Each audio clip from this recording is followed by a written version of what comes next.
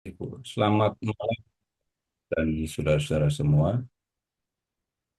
Jadi kita hanya akan belajar kisah sengsara, tapi yang menurut Matius ya. Karena yang satu dengan yang lain dari keempat Injil itu berbeda. Yang paling kita kenal karena terus dibacakan setiap Jumat Agung, itu kan kisah sengsara menurut Yohanes.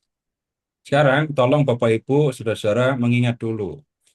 Di Jumat Agung waktu Pasio itu ketemu dengan Simon dari Kirene apa enggak? Ini bacaan di Jumat Agung saja ya. Pasio. Tiap tahun pasti dengerin kan? Ada Simon dari Kirene apa enggak? Ada, Ada perempuan yang menangisi Yesus apa enggak? ada. Hmm? Pas di Jalan Salib ada, tapi giliran kisah sengsara di Pasio enggak ada. Kemudian menjelang kematiannya Yesus, sekali lagi di Jumat Agung ya, Yesus itu mengucapkan Eli, Eli lama sabachthani atau sudah selesai?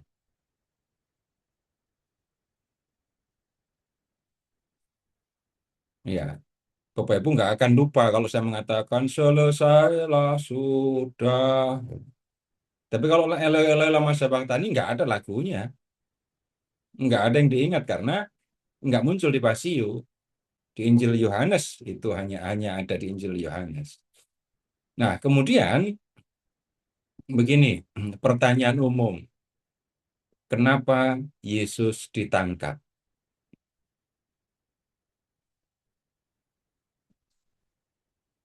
Mengapa Yesus ditangkap? Menghujat Tuhan. Diadili. Alasan mengapa Yesus ditangkap? Menghujat Tuhan. Menghujat Tuhan. Ya, kemudian nanti kita periksa ya. Benar apa salah nanti silahkan diperiksa sendiri. Nah, kemudian ketika kita membaca kisah sengsara ini, kita juga mungkin akan bertanya, eh, ketika Yesus itu ditangkap, orang yang mau menangkap Yesus itu kenal sama Tuhan Yesus apa enggak? Orang yang mau menangkap Yesus kenal dengan Yesus atau tidak? Lu gampang tuh pertanyaannya. Kenapa Yudas harus mencium Yesus? Kalau Yudas harus mencium Yesus dan itu adalah tanda orang yang harus mereka tangkap, artinya mereka kenal Yesus? Enggak. Kalau Yesus itu tidak mereka kenal, orang-orang yang mau menangkap Yesus tidak mengenal dia. Sebenarnya kalau habis Paskahan, terus Tuhan Yesus lari ke Yeriko, pulang ke Galilea, harusnya kan nggak mati kan ya? Hmm. Berikutnya lagi, sebenarnya Tuhan Yesus itu bisa ditangkap apa enggak?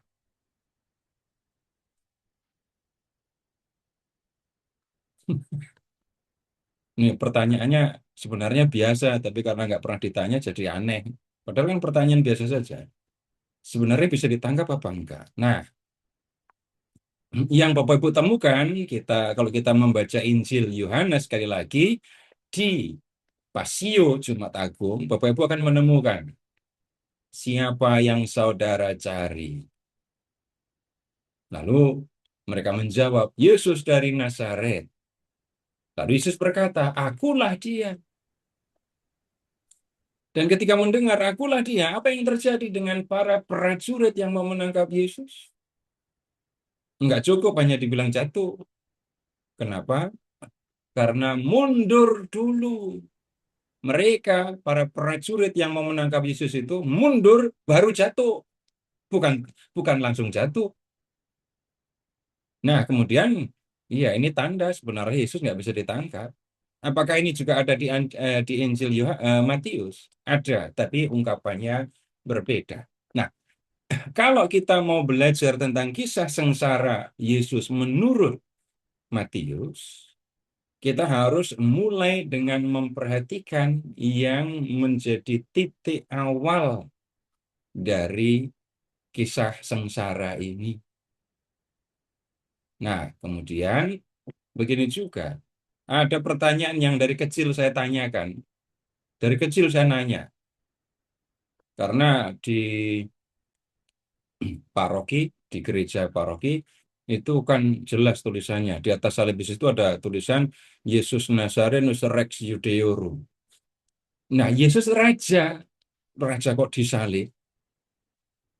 Nah, kapan Yesus menjadi raja? Apakah waktu disalib? Atau sesudahnya? Atau kapan? Nah, ini juga perlu mendapatkan perhatian kita. Karena apa?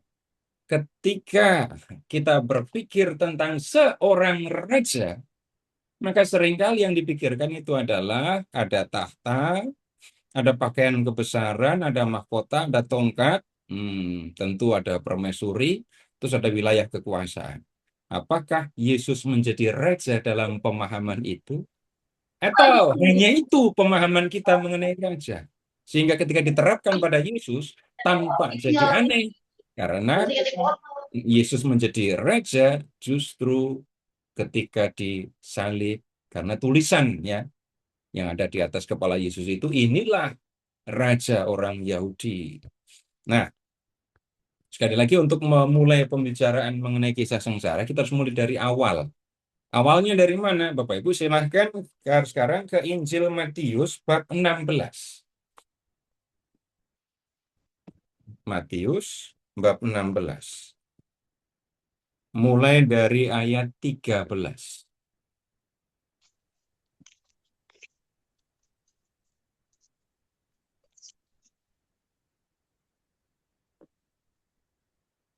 Sudah ketemu?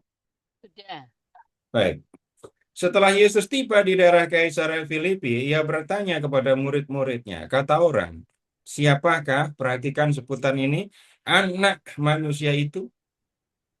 Jawab mereka, ada yang mengatakan Yohanes Pembaptis, yang lain mengatakan Elia, dan yang lain lagi mengatakan Yeremia, atau salah seorang dari para nabi.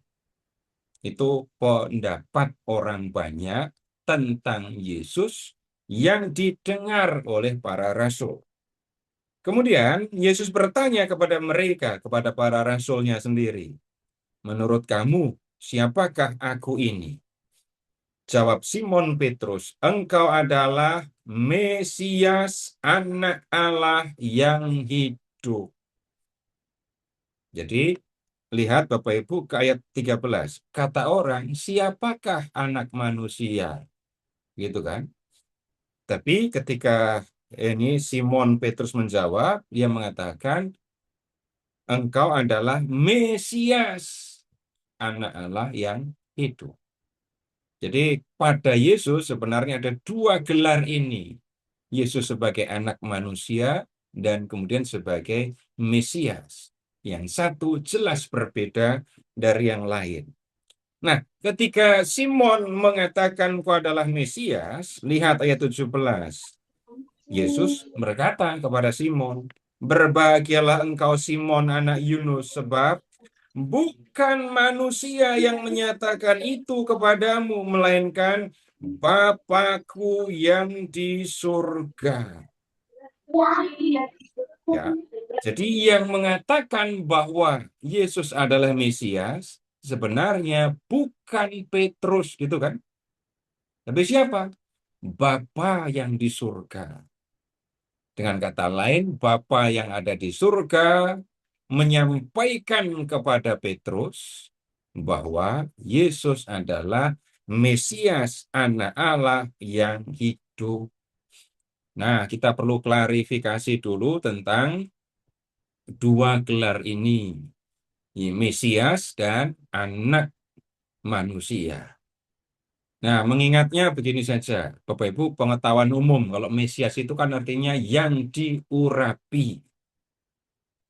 Begitu kan arti yang kita terima. Enggak salah, karena memang itu artinya. Tetapi diurapi itu maksudnya apa? Sekarang tolong Bapak Ibu ke 1 Samuel bab 10.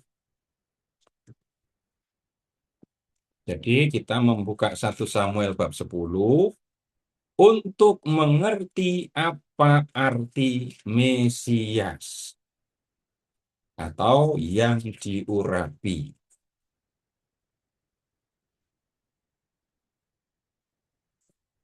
Sudah ketemu 1 Samuel? Baik. Lalu Samuel mengambil buli-buli berisi minyak dan menuangkannya di kepala Saul. Ia mencium Saul sambil berkata. Nah, yang sedang kita lihat ini adalah upacara pengurapan. Kan Mesias itu sama dengan yang diurapi. Diurapi itu diapakan? Nah, lihat ini. Samuel menuangkan minyak ke atas kepala Saul, kemudian mencium Saul, dan kemudian berikutnya ada kalimat yang diucapkan oleh Samuel. Bukankah Tuhan telah mengurapi engkau menjadi pemimpin atas umatnya Israel? Engkau akan berkuasa atas umat Tuhan, dan engkau akan lihat membebaskannya dari tangan musuh-musuh di sekitarnya. Inilah tandanya bagimu bahwa Tuhan telah mengurapi engkau menjadi pemimpin atas miliknya. Lompat ke ayat 6. Ya, roh Tuhan akan menguasai engkau, dan engkau akan mengalami kepenuhan sama seperti nabi bersama mereka. Nah, Bapak Ibu bisa mengingat waktu Bapak Ibu dibaptis. Saya nggak ingat. Ya, terus terang, saya nggak ingat. Saya dibaptis baru umur 3 minggu, gimana saya ingat. Yang baptis dewasa. Romo yang membaptis itu kan menuangkan air kan. Kemudian sambil menuangkan air, mulut Romo mengucapkan kalimat apa?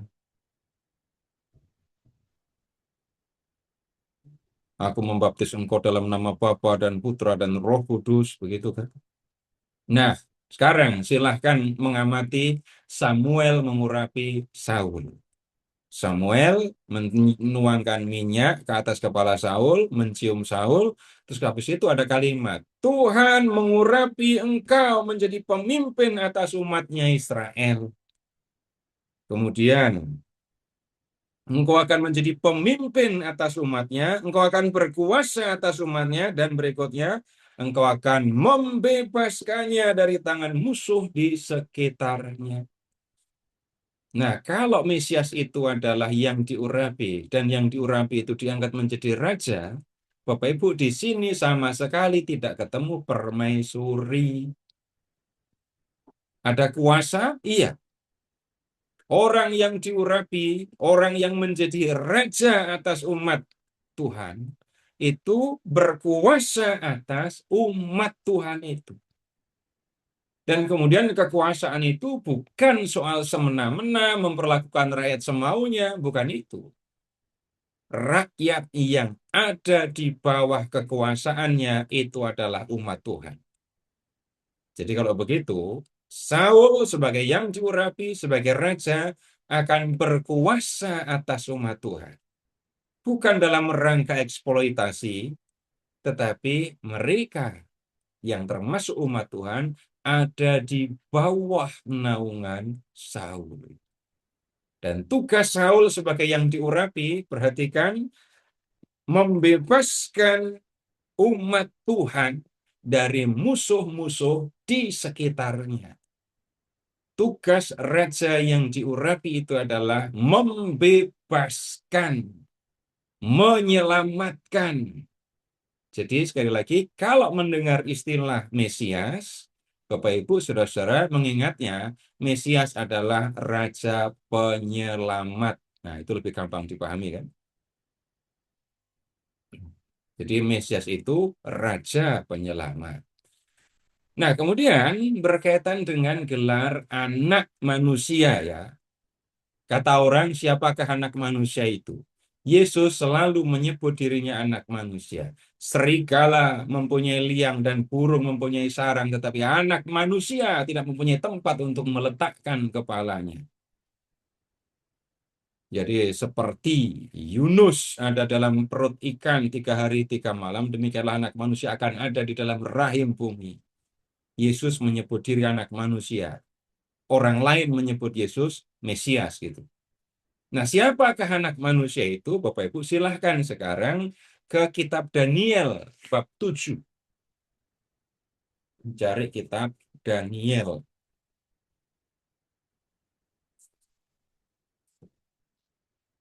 bab 7 ya.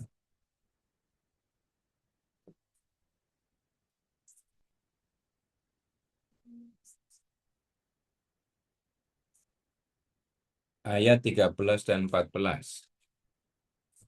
Daniel 7, 13, 14. Aku terus melihat dalam penglihatan malam itu, tampak datang dengan awan-awan dari langit, seorang seperti anak manusia. Ia datang kepada yang lanjut usianya itu, dan dibawa ke hadapannya. Kepadanya diberikan, perhatikan, kekuasaan dan kemuliaan, serta kedudukan sebagai raja. Maka orang-orang dari segala bangsa, suku bangsa, dan bahasa mengabdi kepadanya. Kekuasaannya, kekuasaan yang kekal, yang tidak akan lenyap, dan kerajaannya, kerajaan yang tidak akan musnah. Jadi sekali lagi Bapak Ibu silahkan mengamati ini ya, Daniel bab 7 ayat 13 dan 14. Kalau kita lihat bagian ini, yang disebut anak manusia itu justru bukan manusia. Karena datangnya dari langit naik awan. Ya, datangnya dari langit naik awan. Kemudian dibawa kepada yang lanjut usia. Kemudian yang lanjut usia itu memberikan kepadanya, kepada anak manusia, untuk gampang mengingat, kedudukan sebagai raja. Kemudian kerajaannya tidak akan musnah. Jadi anak manusia menerima kedudukan atau kuasa sebagai raja, terus kerajaannya tidak akan musnah. Nah, dalam perjanjian baru, dalam Injil, lalu kita melihat anak manusia itu adalah Yesus, dan yang lanjut usia itu adalah Bapa.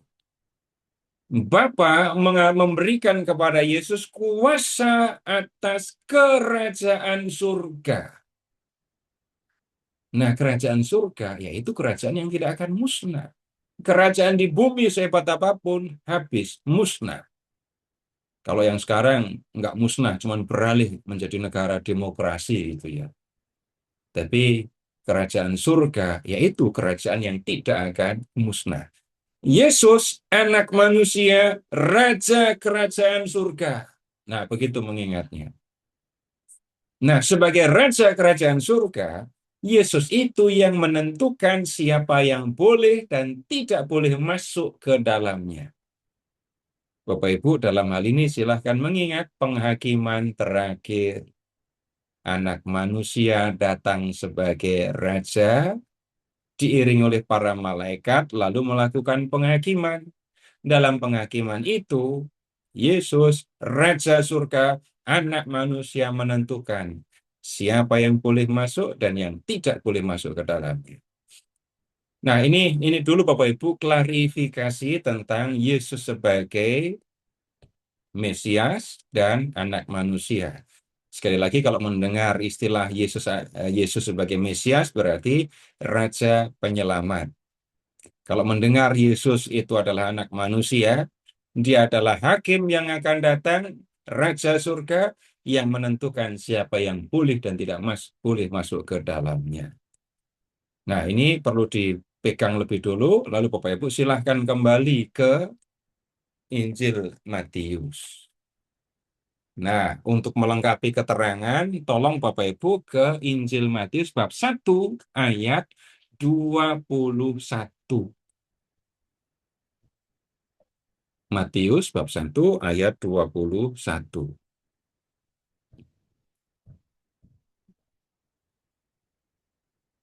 Ketemu? Baik, kalau kita memperhatikan ayat itu saja. Anak yang dilahirkan oleh Maria itu harus diberi nama Yesus. Kenapa harus diberi nama Yesus? Karena dialah yang akan menyelamatkan, perhatikan, menyelamatkan umatnya dari dosa mereka. Jadi ini bukan sekedar nama. Yesus itu adalah yang ya memberikan nyawanya sebagai tebusan bagi banyak orang nanti. Tapi di sini disebutnya yang menyelamatkan manusia dari dosa, menyelamatkan umatnya dari dosa mereka.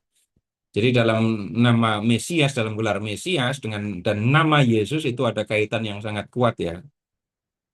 Bapak Ibu, saya nggak ngeremehin Bapak Ibu semua. Sesuci-sucinya Bapak Ibu bisa nggak membersihkan jiwa anak Ibu dari dosa? Enggak. Menyuruh tidak berdosa, mengingatkan supaya tidak berdosa bisa. Tapi membersihkan manusia dari dosa itu bukan pekerjaan manusia. Jadi sebenarnya Bapak Ibu dalam nama Yesus itu sebenarnya kita ketemu dengan jati diri Yesus. Dia adalah Allah. Kenapa? Hanya Allah yang bisa membersihkan manusia dari dosa. Nah, kemudian sekarang kita kembali ke bab 16. Matius bab 16.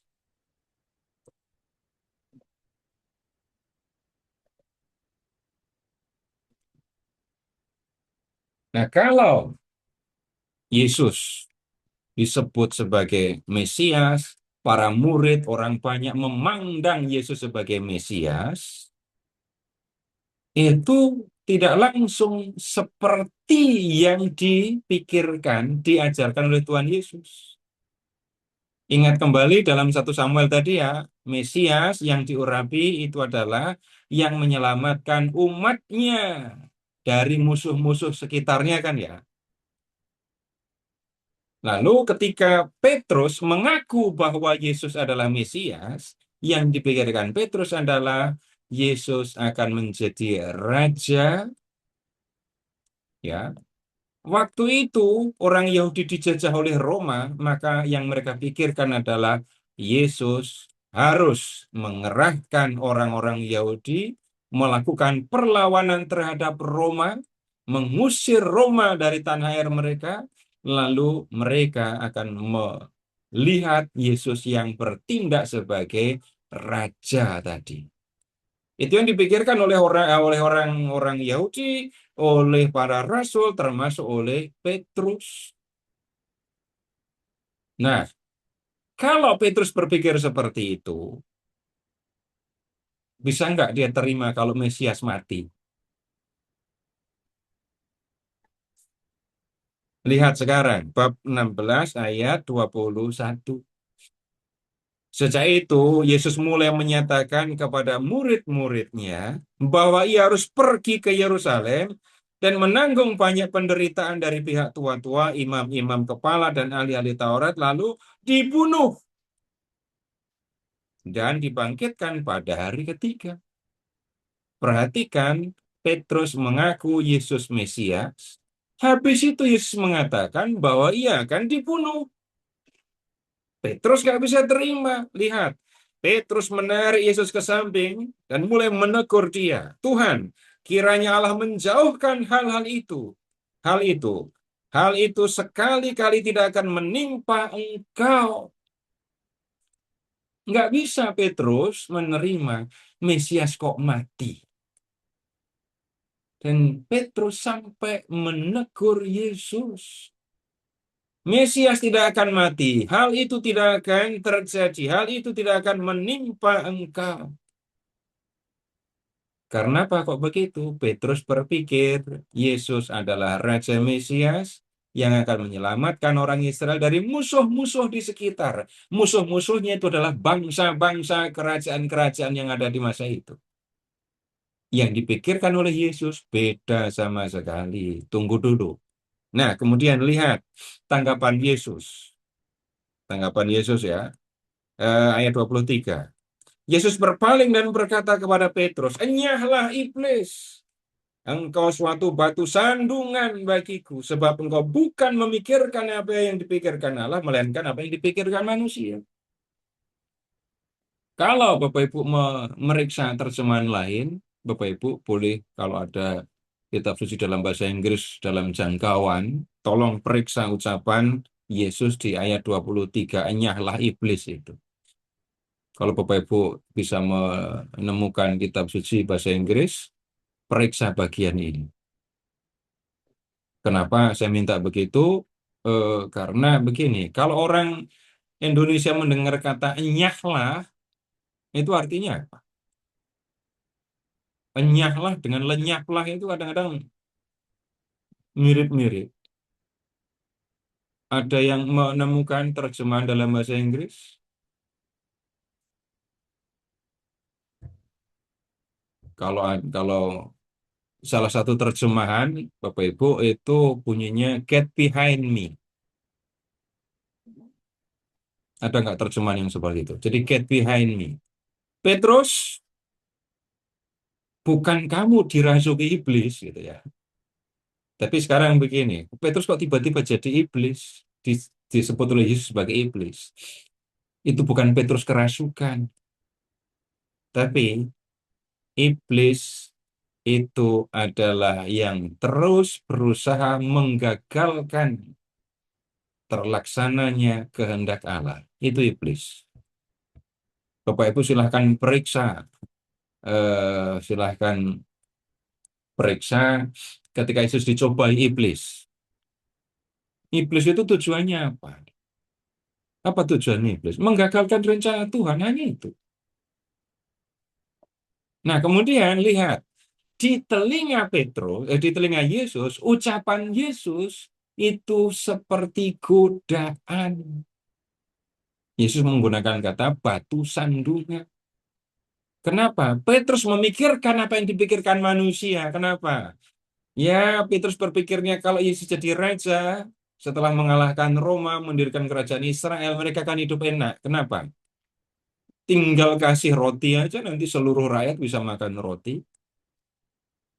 Yesus bisa menggandakan. Itu MBG bukan hanya untuk anak sekolah, tapi untuk seluruh rakyat. Bisa dikerjakan oleh Yesus.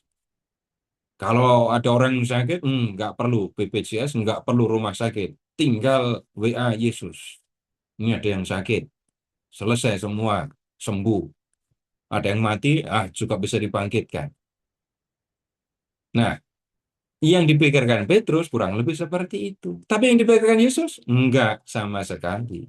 Apa yang dipikirkan Yesus? Tunggu dulu, belum kelihatan. Tapi di telinga Yesus, ucapan Petrus itu seperti godaan yang biasa dilakukan oleh iblis untuk menggagalkan terlaksananya kehendak Tuhan. Nah, kemudian posisi Petrus itu harusnya bukan di depan Yesus. Saya pakai terjemahan, sebagai ungkapan harafiah bahasa Inggris ya. Get behind me. Bukan aku yang harus mengikuti kamu. Bukan kamu yang harus berjalan di depanku. Aku yang harusnya berdiri di depan, berjalan di depan, dan kamu ada di belakangku, mengikuti aku. Jadi kalau sampai Yesus menuruti ucapan Petrus, ya udah, aku nggak usah mati dah, aku menjadi raja seperti yang kamu mau. Ya sudah jelas, rencana Allah gagal.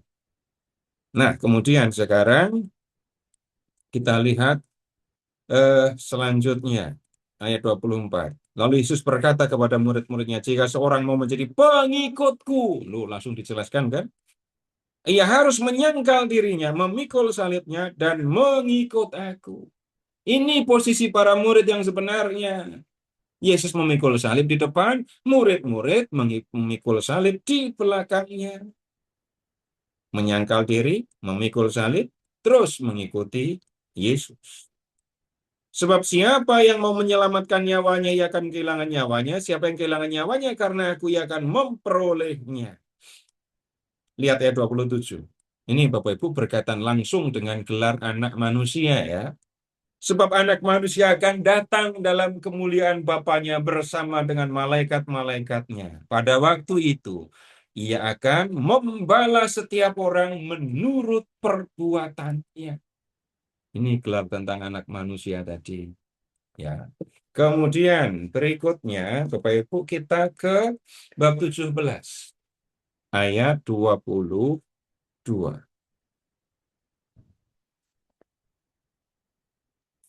Ini untuk kedua kalinya Yesus memberitahu murid-murid bahwa ia akan menderita.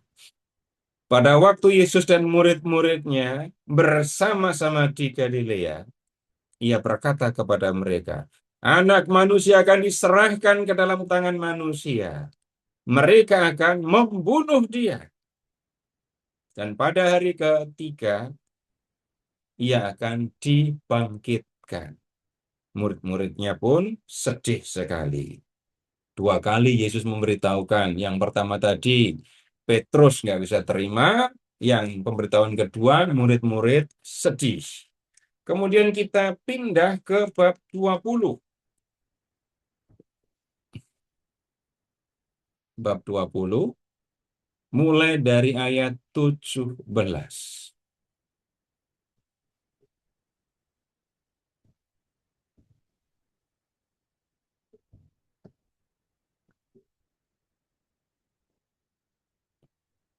20 dari ayat 17 ya.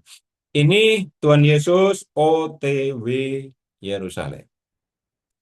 Ketika Yesus dalam perjalanan ke Yerusalem, ia memanggil ke-12 muridnya tersendiri dan berkata kepada mereka di tengah jalan, sekarang kita pergi ke Yerusalem dan anak manusia akan diserahkan kepada imam-imam kepala dan ahli-ahli Taurat dan mereka akan menjatuhi hukuman mati kepadanya. Ini kalimatnya ada yang aneh. Menjatuhkan hukuman mati kepadanya atau menjatuhi Yesus hukuman mati. Bahasa Indonesianya harusnya begitu. Nah, mereka akan menyerahkan dia kepada bangsa-bangsa lain. Mereka itu imam kepala ahli Taurat itu akan menyerahkan ke Yesus kepada bangsa-bangsa lain supaya ia diolok-olok, dicambuk, disalibkan, tetapi pada hari ketiga ia akan dibangkitkan. Nah, Bapak Ibu, di pemberitahuan yang pertama, kedua tadi, para murid itu berpikirnya atau yang didengarkan itu Yesus mati gitu. Yang Yesus dibangkitkan, Yesus bangkit, seolah nggak diperhatikan. Kalau Petrus nggak bisa terima, kalau murid-murid pada sedih karena berpikir Yesus mati. Tapi kan kematian itu bukan akhir, karena Yesus akan bangkit. Nah, di pemberitahuan yang ketiga, ini ditunjukkan matinya Yesus akan seperti apa. Mati karena dijatuhi hukuman mati. Kemudian yang melakukan eksekusi itu adalah bangsa-bangsa lain. Nah, kemudian sekarang begini, Bapak, Ibu, kalau ada satu hal yang diberitahukan sampai 3 kali, itu artinya apa? Ini pasti bukan kebetulan. Ini hal yang penting yang harus diperhatikan sungguh-sungguh. Ya. Tapi ini juga bukan ya seperti orang yang sudah berhenti pengalamannya, lalu kalau bercerita menceritakan yang sama, hal yang sama berulang-ulang. Bukan itu. Tapi Yesus mau menyampaikan sesuatu yang sangat penting. Para murid nggak ngerti tetap diberitahu, nggak ngerti diberitahu. Yang ini tidak ngertinya lebih berat lagi ini.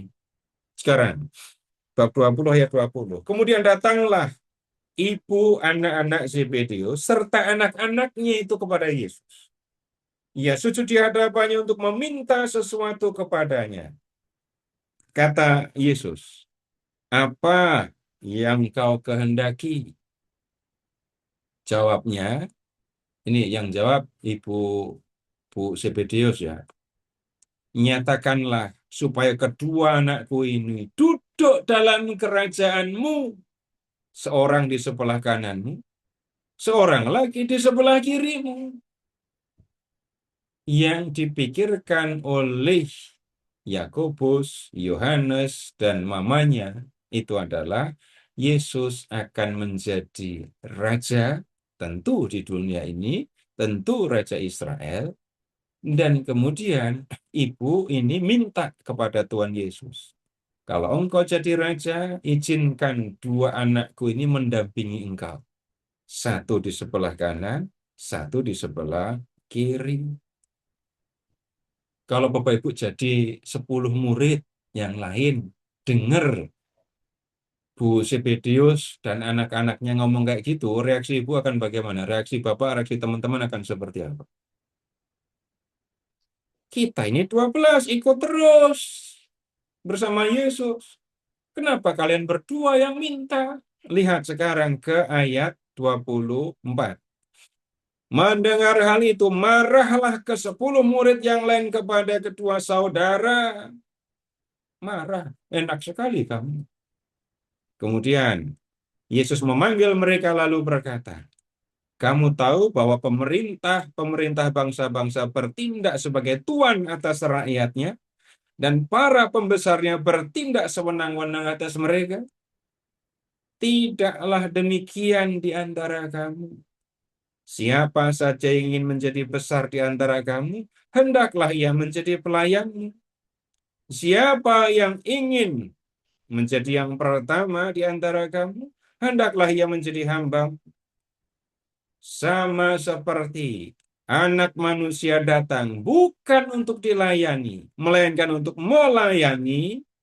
Ini biasanya orang mengingatnya hanya sampai di sini, tapi nggak boleh hanya sampai di sini karena ya jauh lebih penting kalimat klausa berikutnya, dan untuk memberikan nyawanya sebagai menjadi tebusan bagi banyak orang. Perhatikan, Anak Manusia datang untuk memberikan nyawanya, memberikan nyawanya, bukan nyawanya dirampas, bukan nyawanya diambil, tapi Anak Manusia sendiri yang memberikan nyawa. Nah, kemudian di sini kita sudah mulai melihat kalau Yesus berbicara tentang Mesias, tentang Anak Manusia, tentang dirinya, yang kita perlu perhatikan adalah Yesus memberikan nyawa. Murid-murid bicara Yesus sebagai Mesias itu raja, penguasa, raja Israel yang memerintah setelah mengalahkan Roma. Tapi Yesus enggak. Aku datang untuk memberikan nyawa menjadi tebusan bagi banyak orang. Bapak Ibu tolong lihat lagi bab 20 ayat 17.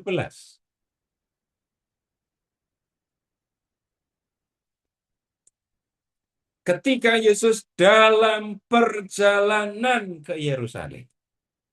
Memangnya dari mana? Yesus kan lama berkarya di Galilea. Jadi selama masa berkarya itu Yesus di Galilea.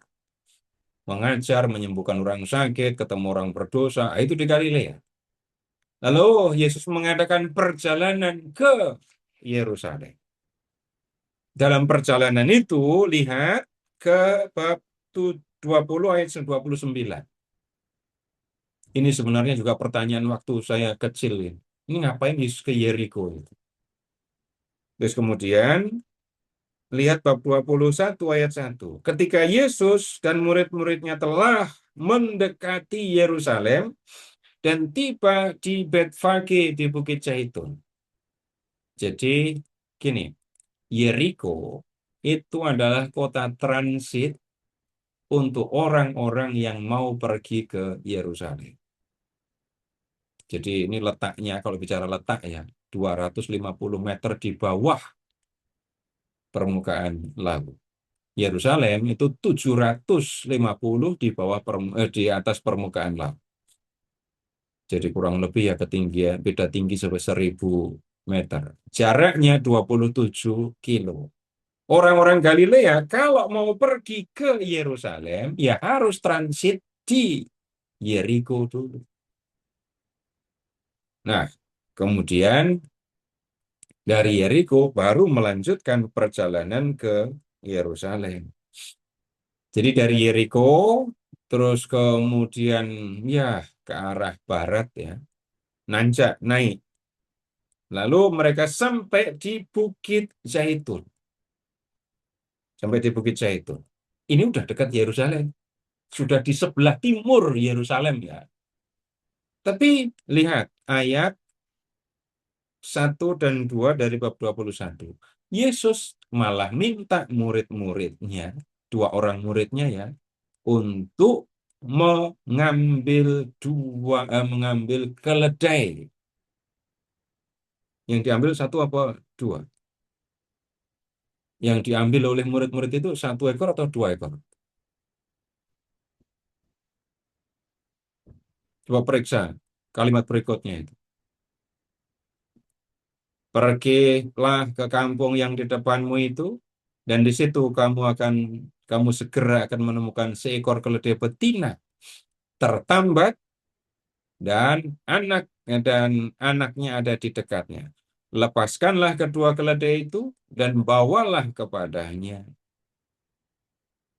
Ini apakah Yesus kelelahan karena perjalanan dari Galilea sampai ke Bukit Zaitun, lalu karena lelah udah tolong cariin aku keledai. Bukan pasti. Tapi kenapa kok Yesus naik keledai? Nah, sekarang begini Bapak Ibu, ini disampaikan kutipan di ayat 4. Hal ini terjadi supaya digenapi firman yang disampaikan melalui nabi. Katakanlah kepada putri Yerusalem, lihat, rajamu datang kepadamu. Ia lemah lembut dan menunggang seekor keledai dan seekor keledai beban, seekor anak keledai beban. Ini kalau kita lihat ayat ini, Bapak Ibu periksa ayat referensi, itu kutipan dari kitab Zakaria bab 9 ayat 9 dan 10. Kita periksa teks lengkapnya ya. Kitab Zakaria bab 9.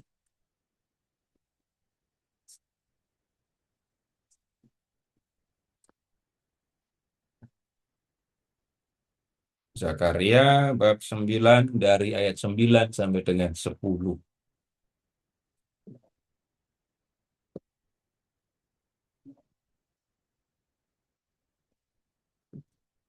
Bersorak-soraklah dengan nyaring, hai putri Sion.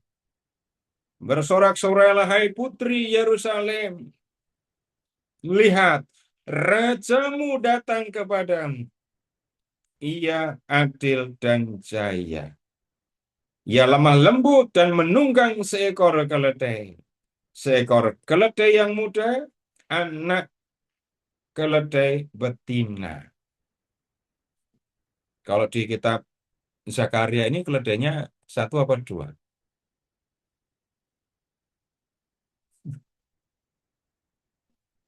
Menunggang seekor keledai. Ya, keledainya itu keledai muda. Keledai muda itu anak keledai jenis kelamin betina. Itu yang ada di dalam kitab Nabi Zakaria.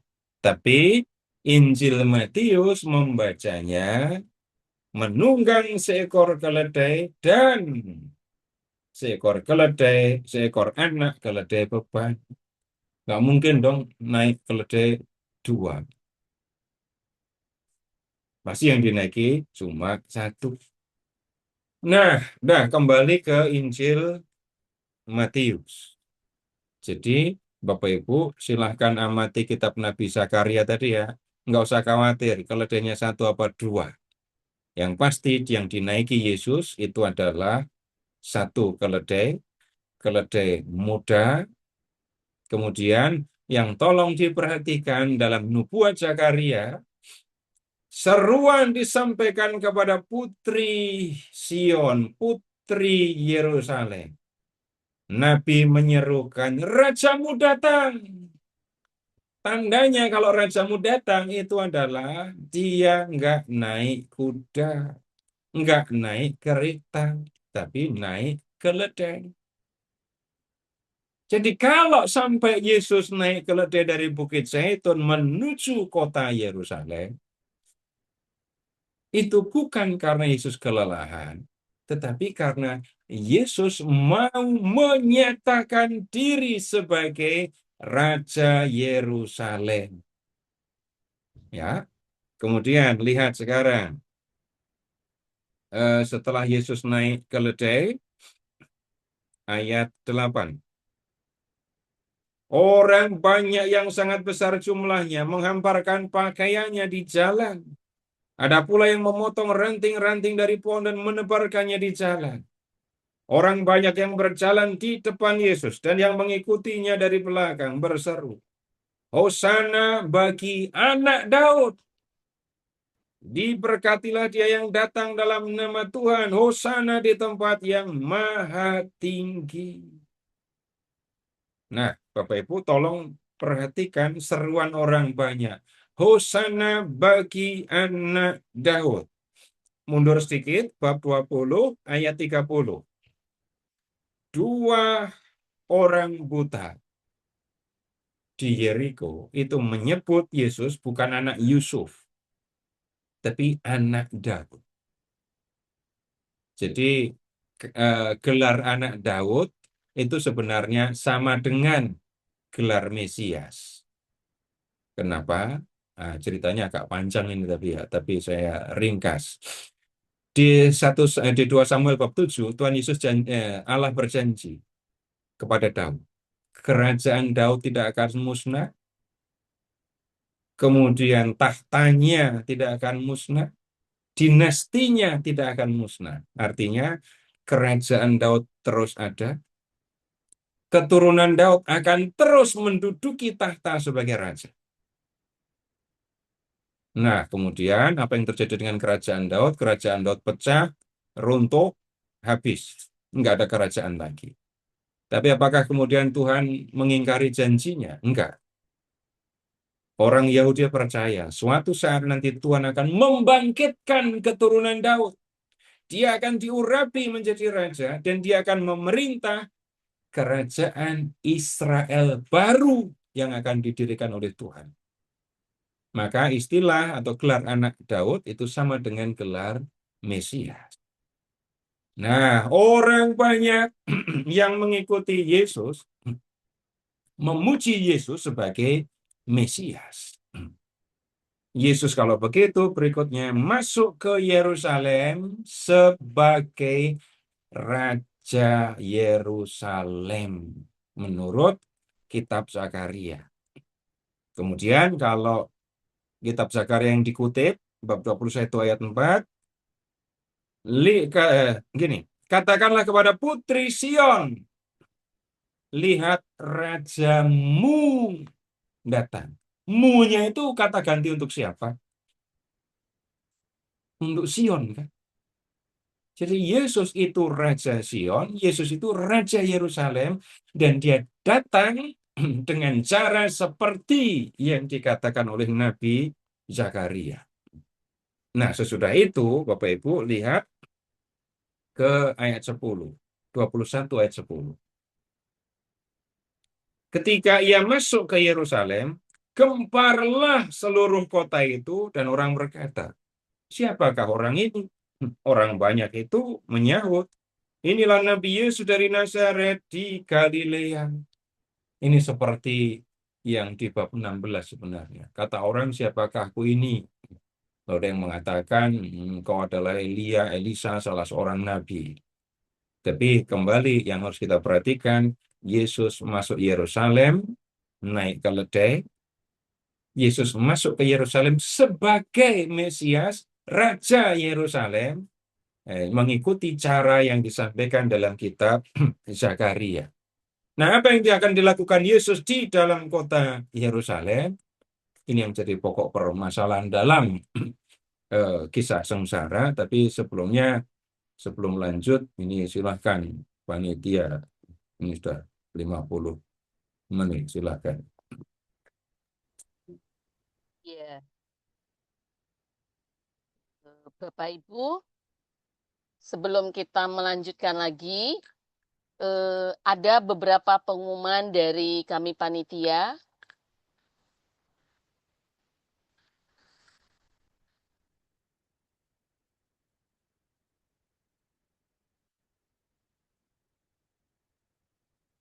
Iya.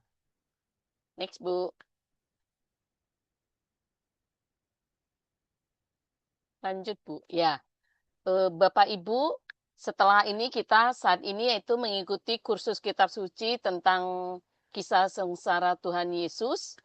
Nah, di bulan April nanti kita ada kursus kitab suci paket B.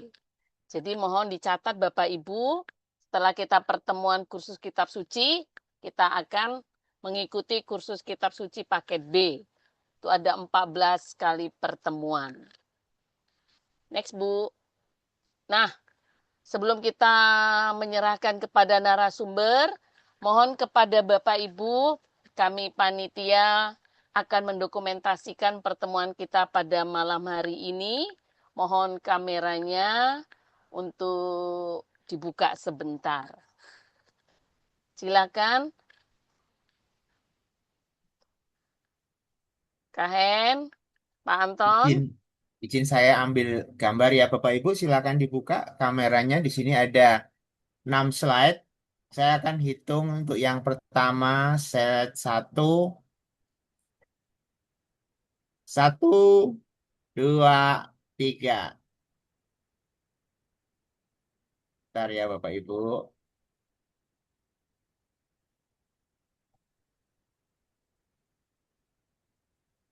Slide kedua, satu, dua, tiga.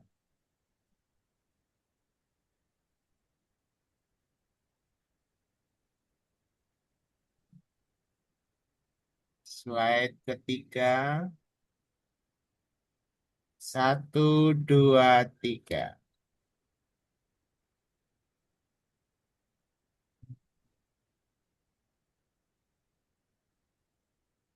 Slide keempat, satu, dua, tiga.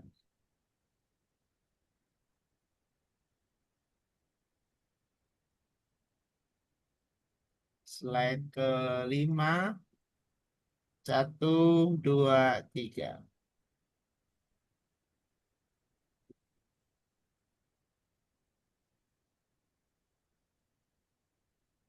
Slide keenam, satu, dua, tiga.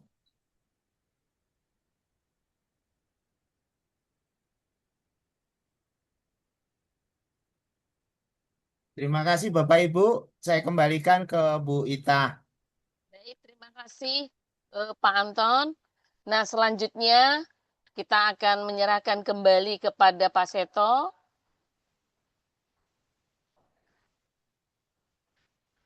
Iya. Silakan Pak Seto untuk melanjutkan atau mau kita buka pertanyaan?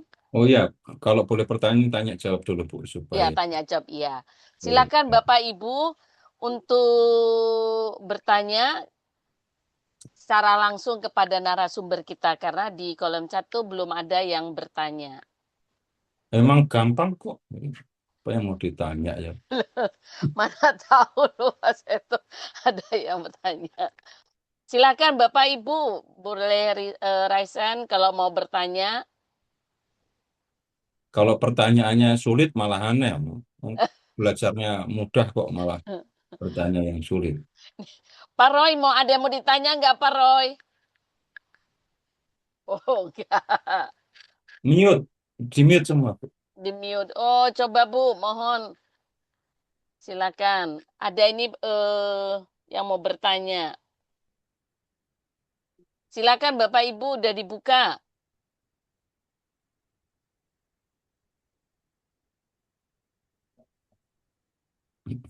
Jadi Iya. ceritanya bisa dipahami kan ya? Jadi mulainya dengan Bapa melalui Petrus menyatakan bahwa Yesus adalah Mesias. Terus habis itu, 3 kali Yesus memberitahukan bahwa dia akan menderita, mati, bangkit. Gitu. Kemudian Yesus mengadakan perjalanan ke Yerusalem, Mau masuk Yerusalem, naik keledai. Kenapa kok naik keledai? Ingat kitab Zakaria. Yesus itu raja. Tetap nggak ada? Oke, kalau nggak ada ya udah lanjut aja.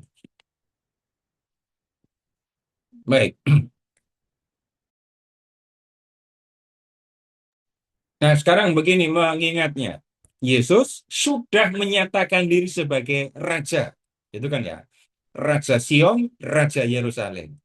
Nah, sekarang kita ke bab 21 ayat 12.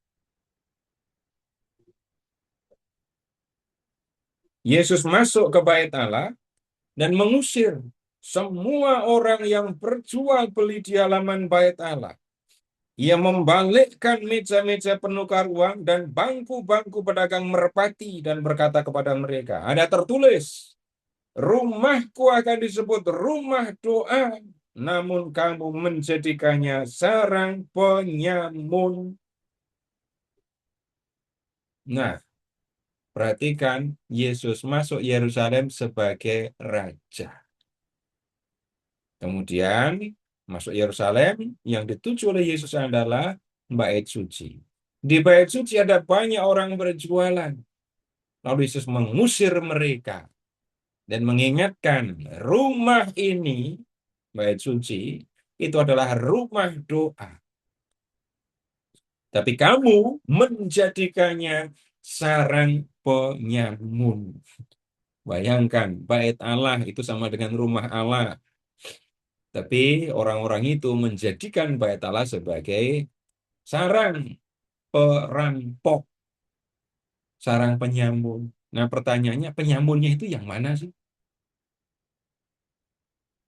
Nah, ketika saya diskusi tentang teks seperti ini dengan anak-anak, lalu anak-anak ada yang berkata gitu, oh berarti ya ibu-ibu yang jualan di depan gereja itu nggak boleh semua, Om ya gitu.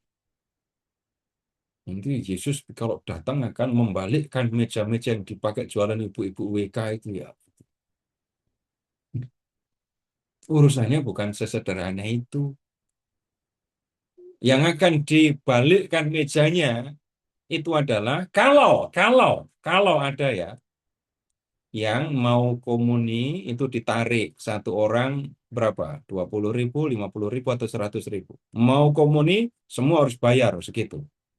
Wah, itu pasti Yesus akan membalikkan meja-mejanya itu. Maksudnya begini, orang-orang yang berjualan di bait Allah itu mereka berjualan binatang kurban dan penukar uang itu bukan dari dolar ke shekel,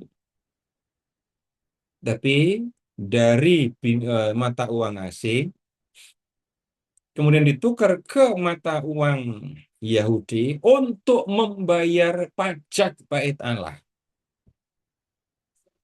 Nah, apakah nggak ada pasar hewan di luar ini? Ada. Di Bukit Zaitun waktu itu dikatakan ada pasar untuk menjual binatang korban. Korban itu hanya bisa dilakukan di bait Allah. Jadi ini korban untuk Tuhan ya, bukan barbeque.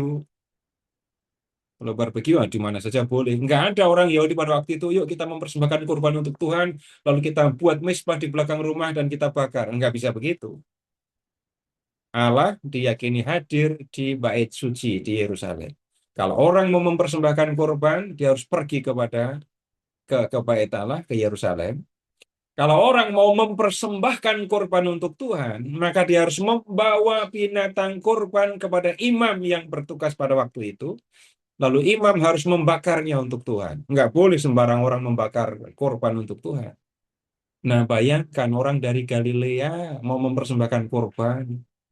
Berarti dia harus nuntun sapi, nuntun kambing domba ke Yerusalem. Nah, itu pekerjaan sia-sia. Maka disediakan pasar di Bukit Zaitun. Tetapi begini, para imam itu kan yang berkuasa di bait Allah, imam, bukan orang Farisi. Nomor satu imam. Yang berkuasa di bait Allah itu para imam. Kalau ada pedagang binatang di Bait Allah, yang ngasih izin siapa? Ya, para imam itu. Terus mereka memberi izinnya cuma-cuma gitu. Bapak Ibu yang biasa berdagang di tempat-tempat strategis, kapan Bapak Ibu bisa berdagang gratis, nggak sewa tempat? Nah, para pedagang ini berjualan dengan izin dari para imam, dan para imam itu mendapatkan keuntungan dari penjualan binatang kurban. Itu berarti para imam mendapatkan keuntungan dari kurban, dari korban yang dilangsungkan di Bait Allah. Nah, itu penyamunnya, udah ketahuan kan? Itu yang mengambil keuntungan dari Bait Allah, atau pakai bahasa kasar, bahasa keras, mereka itu yang merampok Bait Allah untuk keuntungan mereka sendiri. Nah, kemudian lihat ke ayat 15. 21:15. Ketika imam-imam kepala dan ahli-ahli Taurat melihat mukjizat-mukjizat yang dibuatnya, dan anak-anak yang berseru dalam bait Allah, Hosana bagi anak Daud, marahlah mereka. Nah, kemudian berikutnya ayat 17. Lalu ia meninggalkan mereka dan pergi keluar kota ke Betania dan bermalam di situ. Jadi, ya sore menjelang malam, Yesus meninggalkan Yerusalem, pergi ke arah timur, turun ke lembah Kidron, naik ke Bukit Zaitun. Nah, di situ ada tempat yang bernama Betania. Yesus menginap di situ. Nah, kemudian lihat ke ayat 18. Pada pagi hari dalam perjalanan kembali ke kota. Jadi Yesus pagi hari, jadi nginep di Betania ya, di Bukit Zaitun. Paginya balik ke Yerusalem lagi. Begitu maksudnya. Terus ayat 23. Yesus masuk ke Bait Allah. Jadi kemarin siang sampai sore Yesus mengusir para pedagang. Malam nginap di Betania, di Bukit Zaitun. Pagi datang lagi ke Bait Allah. Yesus masuk ke Bait Allah dan ketika mengajar di situ, perhatikan, imam-imam kepala serta tua-tua bangsa Yahudi datang kepada Yesus dan bertanya, dengan kuasa manakah engkau melakukan hal-hal itu? Siapa yang memberikan kuasa itu kepadamu? Ini mereka bicara tentang pengusiran para pedagang itu ya. Jadi pertanyaannya kalau diperjelas, dengan kuasa mana engkau mengusir para pedagang itu? Kamu tahu, para pedagang itu dapat izin dari kami. Kamilah yang berkuasa atas Bait Allah, karena kami para imam. Nah, kamu, Yesus, Rabi dari Nazaret.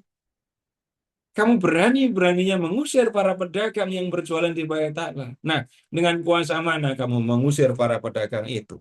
Terus siapa yang memberikan kuasa itu kepadamu? Bapak Ibu, kemudian Yesus menanggapi pertanyaan itu dengan pertanyaan. Ayat 24.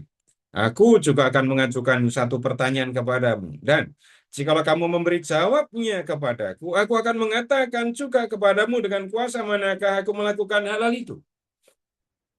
Nah, pertanyaan yang harus dijawab oleh para pemuka Yahudi. Kalau kalian bisa menjawab pertanyaanku, aku akan jawab pertanyaan. Tapi sebaliknya, kalau kamu nggak bisa jawab pertanyaanku, ya aku nggak akan jawab juga pertanyaan. Pertanyaannya, dari manakah baptisan Yohanes? 25. Dari surga atau dari manusia? Ini pertanyaan yang merepotkan untuk mereka. Kenapa? Lihat, mereka membahasnya di antara mereka dan berkata, jikalau kita katakan dari surga, ia akan berkata kepada kita, kalau begitu, mengapa kamu tidak percaya kepadanya? Kalau kamu mengatakan, atau kalau kita mengatakan baptisan Yohanes itu dari surga, nanti pasti Yesus akan bertanya, kalau begitu, mengapa kamu tidak percaya? Mengapa kamu tidak datang kepada Yohanes dan minta dibaptis? Nyatanya kan mereka nggak minta dibaptis. Tapi kalau ayat 26, kita katakan dari manusia, lihat kita takut kepada orang banyak karena semua orang menganggap Yohanes ini nabi. Tapi kalau sampai kita mengatakan baptisan Yohanes itu datang dari manusia, wah nanti murid-murid Yohanes pasti akan bereaksi. Yohanes ini nabi, dia utusan Allah, maka kami percaya dan dibaptis. Kamu mengatakan baptisan Yohanes dari manusia. Oh, itu sama dengan ngajak berantem. Nah, karena itu lihat ayat 27. Mereka menjawab Yesus, kami tidak tahu. Nah, Yesus pun berkata kepada mereka, jika demikian, aku juga tidak akan mengatakan kepadamu dengan kuasa manakah aku melakukan hal-hal itu. Jadi Yesus menolak menjawab pertanyaan mereka. Nah sekarang, Bapak Ibu, kita sudah melihat tadi, Yesus masuk ke Yerusalem naik keledai. Kemudian dalam nubuat Nabi Zakaria, bersorak-sorailah hai putri Sion, putri Yerusalem, lihat rajamu datang. Ia mengendarai seekor keledai beban yang muda. Yesus masuk ke Yerusalem sebagai Raja Yerusalem. Jelas kan ya? Kalau Yesus mengusir para pedagang yang ada, yang berjualan di Bait Allah, itu Yesus melakukan itu dengan kuasa siapa? Kuasa siapa? Ya bukan kuasa orang lain, kuasa Yesus sendiri. Dia rajanya kok. Dia kan Raja Yerusalem. Yesus Raja Yerusalem. Sekarang Bait Allah ada di Yerusalem. Di Bait Allah ada orang-orang yang berjualan yang menjadikan rumah Tuhan sebagai sarang penyamun. Sebagai Raja, Yesus bertindak.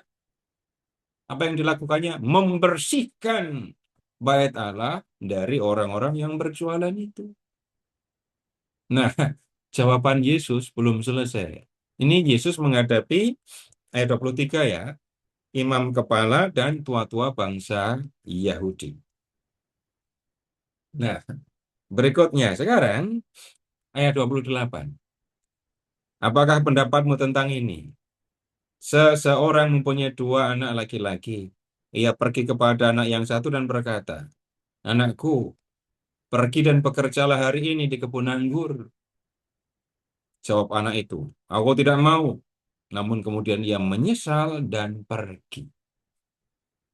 Lalu orang itu pergi kepada anak yang lain dan mengatakan hal yang sama. Anak itu menjawab, baik Bapak, namun ia tidak pergi. Siapakah di antara keduanya yang melakukan kehendak bapaknya, kehendak ayahnya? Jawab mereka, yang pertama. Yang pertama itu yang mana? Yang mula-mula bilang tidak, menyesal, tapi kemudian melakukan yang diperintahkan oleh bapaknya. Nah, kemudian, Bapak Ibu, ini perumpamaan ya. Ini perumpamaan. Lalu artinya, kalimat berikutnya. Kata Yesus kepadanya, sesungguhnya aku berkata kepadamu, pemungut-pemungut cukai dan pelacur-pelacur mendahului kamu masuk dalam kerajaan Allah. Sebab Yohanes datang untuk menunjukkan jalan kebenaran kepadamu, dan kamu tidak percaya kepadanya. Namun, pemungut-pemungut cukai dan pelacur-pelacur percaya kepadanya. Kamu melihatnya, tetapi kamu tidak menyesal, dan kamu juga tidak percaya kepadanya. Sekarang, kalau melihat ayat 31 dan 32, itu kan ada pemungut cukai dan pelacur dan kamu. Kamu itu siapa? Lihat ayat 23.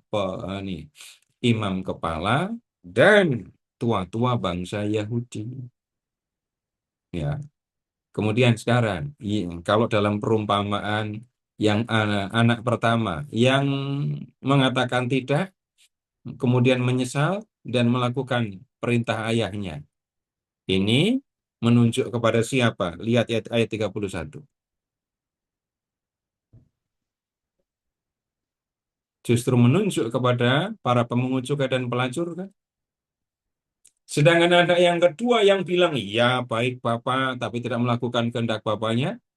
Nah itulah imam kepala dan tua-tua bangsa Yahudi. Nah ini belum selesai juga. Kemudian Yesus menyampaikan perumpamaan tentang penggarap kebun anggur. Kemudian perhatikan penggarap kebun anggur itu ya. Ya, ini pemilik kebun anggur menyerahkannya kepada penggarap. Lalu penggarap itu pada waktu panen ya harus menyerahkan sebagian dari hasil panen kepada pemilik kebun. Tetapi yang kemudian terjadi waktu panen, pemilik kebun mengirim hamba-hamba untuk mengambil bagian yang menjadi hak dari pemilik kebun. Hamba-hambanya dipukuli, dibunuh. Utus hamba-hamba yang lain, sama, pukuli, dibunuh. Lalu pemilik kebun anggur berpikir, wah mereka pasti akan segan kepada anakku. Maka pemilik kebun anggur mengirim anaknya sendiri untuk mengambil haknya. Tapi lihat ayat 38. Ketika petani-petani itu melihat anaknya itu, mereka berkata seorang kepada yang lain, inilah ahli warisnya, mari kita bunuh dia dan kita miliki warisannya. Mereka menangkapnya, melemparkannya keluar kebun anggur itu dan membunuhnya. Apabila tuan pemilik kebun anggur itu datang, apakah yang akan dilakukannya terhadap petani-petani itu? Jelas. Ia akan membinasakan orang-orang jahat itu dan kebun anggurnya akan disewakan kepada petani-petani lain yang akan menyerahkan hasilnya pada waktunya. Kemudian ayat 43. Sebab itu aku berkata kepadamu, kerajaan Allah akan diambil dari kamu dan akan diberikan kepada suatu bangsa yang akan menghasilkan buah kerajaan. Sekarang baru lihat ke ayat 45 dan 46. Reaksi dari imam kepala dan orang Farisi. Oh, ternyata ada orang Farisi di situ. Ketika imam kepala dan orang-orang Farisi mendengar perumpamaan Yesus, ada dua perumpamaan tadi kan ya? Ya, ada yang lain tapi itu bukan bukan perumpamaan. Perumpamaan tentang dua orang anak dan perumpamaan tentang petani penggarap kebun anggur tadi ya. Itu kan imam kepala, para pemuka Yahudi, nama jelek sekali itu. Bahkan Yesus mengatakan mereka jahat itu. Mereka mengerti bahwa merekalah yang dimaksudkannya. Kemudian apa yang mereka lakukan? 46. Mereka mencari jalan untuk menangkap Yesus. Tetapi mereka takut kepada orang banyak karena orang banyak itu menganggap dia nabi. Baik, stop di sini. Lihat ayat 46. Pertanyaannya, mengapa siapa dulu ya? Siapa yang mau menangkap Yesus? Jawabannya nggak usah mikir, tinggal lihat teksnya. Kalau mikir malah salah nanti. Coba lihat di teks. Yang mau menangkap Yesus itu siapa? Tinggal lihat ayat 45 kan. Ada orang imam kepala dan orang Farisi kan. Pertanyaan kedua, mengapa mereka mau menangkap Yesus? Agak panjang jawabannya ya. Jawabannya agak panjang. Yesus mengusir para pedagang yang berdagang dengan izin para imam kepala. Para imam kepala bertanya tentang kuasa yang digunakan oleh Yesus. Yesus nggak mau jawab. Udah nggak mau jawab, malah nyerang mereka dengan dua perumpamaan. Kalimat-kalimat yang diucapkan Yesus dalam perumpamaan itu menyakitkan. Kenapa? Pelacur, pemungut cukai akan mendahului kamu masuk surga. Padahal mereka imam kepala, mereka dekat dengan Tuhan, mereka tinggal di bait Allah. Ya. Kemudian yang berikutnya, dalam perumpamaan yang kedua, Yesus mengatakan, kamu ini sesungguhnya adalah penggarap kebun yang membunuh anak pemilik kebun untuk menguasai kebunnya. Itu kan jahat sekali kan. Nah, dari rangkaian kejadian dan pembicaraan inilah kemudian mereka ingin menangkap Yesus. Ada menghujat Allahnya nggak di sini? Nggak ada. Nggak ada menghujatnya. Nah, kemudian kita lanjut. Sekarang kita ini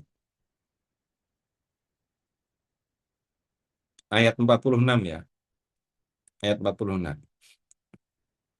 Mereka mencari jalan untuk menangkap Yesus kan. Perhatikan mencari jalan. Mereka ingin menangkap Yesus, tapi takut sama orang banyak. Lalu mereka berusaha untuk menangkap Yesus. Cari jalan untuk menangkap Yesus, tapi yang nggak ketahuan orang banyak gitu loh. Atau yang bisa diterima oleh orang banyak. Sekarang ke 22:15. 22:15. Kemudian pergilah orang-orang Farisi dan membuat rencana bagaimana mereka dapat menjerat Yesus dalam perkataannya. Mencari jalan untuk menangkap Yesus. Kemudian ayat 15, 22:15, orang Farisi pergi untuk dapat menjerat Yesus dengan perkataan yang diucapkannya. Nah, jeratannya kita lihat. Niat mereka mau menangkap Yesus, itu yang harus diperhatikan. Mereka, 16, menyuruh murid-murid mereka bersama pendukung Herodes bertanya kepadanya. Orang-orang Farisi mengutus murid-muridnya. Murid-murid orang Farisi, ya orang Farisi juga dong. Orang Farisi kemudian bekerja bersama dengan pendukung Herodes. Nah, Bapak Ibu, begini. Ini dua kelompok ini sebenarnya berseberangan loh. Tapi karena sama-sama memusuhi Yesus, mereka bersatu. Nah, sekarang begini. Herodes, Bapak Ibu silahkan mengingat ketika Tuhan Yesus lahir, itu raja disebutkan ya. Raja yang mau membunuh Yesus namanya siapa? Herodes. Kemudian Yesus menjadi dewasa, kemudian ada Yohanes Pembaptis juga di situ.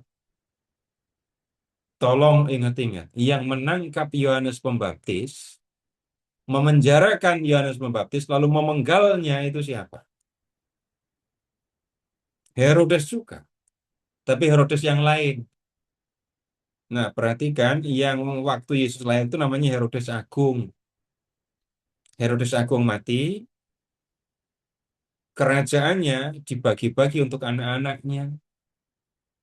Wilayah Palestina dibagi untuk anak-anaknya. Wilayah Yudea, Idumea itu dibagi untuk anaknya yang bernama Arkelaus. Itu yang berkuasa waktu ini loh, Pak Yusuf ma- mau ke mau pulang ke Israel itu. Itu Arkelaus namanya. Wilayah Galilea itu diserahkan kepada Herodes, tapi Herodes yang lain. Ya, namanya tunggu, Herodes Antipas. Jadi ada Arkelaus, ada Antipas. Nah, gini, Antipas itu yang mana? Yaitu yang membunuh Yohanes Pembaptis. Waktu Yesus ditangkap, Yesus dibawa ke Pilatus. Pilatus ketika tahu bahwa Yesus orang Galilea, waktu tahu kalau Yesus itu orang Galilea, maka Pilatus menyuruh orang untuk membawa Yesus kepada Herodes yang sedang berada di Yerusalem. Nah, itu Antipas juga. Nah, Herodes Agung itu aslinya bukan orang Yahudi. Ya kalau dari sisi kebangsaan jelas dia bukan orang Yahudi, asalnya juga bukan dari tanah Israel. Orang mana dia? Orang Idumea. Jadi kalau Bapak Ibu buka map, di sebelah selatan Laut Mati, sebelah selatan Laut Mati, itu ada wilayah namanya Edom di Perjanjian Lama, di Perjanjian Baru Idumea. Herodes itu aslinya orang situ. Bapaknya namanya Antipater. Nah, ketika ya ayahnya yang bernama Antipater itu bisa dikatakan masih bekerja di Israel. Lalu Roma datang, Antipater dekat sama orang Roma. Dan dia bisa minta supaya wilayah Palestina diberikan kepada anaknya, yaitu Herodes. Dan diberikan benar. Jadi Herodes itu sebenarnya raja boneka Roma. Jadi kalau Herodes ini menjadi raja boneka Roma, tunduk kepada Roma, maka pendukung-pendukungnya, ya pendukung Herodes, itu ya, itu akan menyuruh orang Yahudi bayar pajak kan? Ya pastilah. Kalau nggak bayar pajak, terus bagaimana Herodes bisa bayar upeti kepada Roma? Orang-orang Farisi itu sebaliknya. Bapak Ibu, kita sering mendengar para pemungut cukai itu disebut orang berdosa. Orang berdosa. Yang bilang mereka orang berdosa siapa? Ya orang-orang yang menganggap diri suci. Siapa mereka? Antara lainnya orang-orang Farisi itu. Kalau di Injil Lukas, ketika Yesus makan bersama dengan para pemungut cukai, orang Farisi yang komplain kok. Kenapa kamu makan bersama orang berdosa?